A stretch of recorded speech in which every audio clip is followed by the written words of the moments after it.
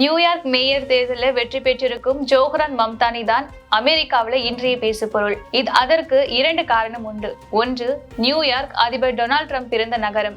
அந்த நகரின் மேயராக தேர்வாகி இருக்கும் முதல் இஸ்லாமியர் மம்தானி என்பதுதான் மற்றொரு காரணம். ஜனநாயக கட்சியை சேர்ந்த மம்தானி இடதுசாரி சிந்தனையாளராக அறியப்பட்டவர். அவருக்கு வாக்களித்தால் நியூயார்க் நகரத்திற்கான பெடரல் நிதியை குறைத்து விடுவேன் என்று மிரட்டல் விடுத்தார் ட்ரம்ப். அதையும் மீறி 2 மில்லியனுக்கும் அதிகமான வாக்குகளை பெற்று தேர்தலில் வெற்றி பெற்றார் மம்தானி.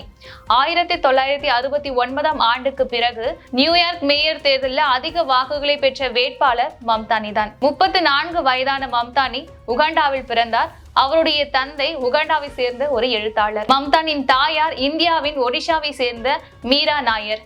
இவர் ஒரு திரைப்பட இயக்குனர்.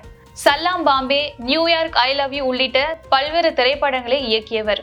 தன்னை ஒரு ஜனநாயக சோசியலிஸ்ட் என்று கூறிக்கொள்ளும் மம்தானி ஜனவரி 1 நியூயார்க் மேயராக பதவியேற்க இருக்கிறார்.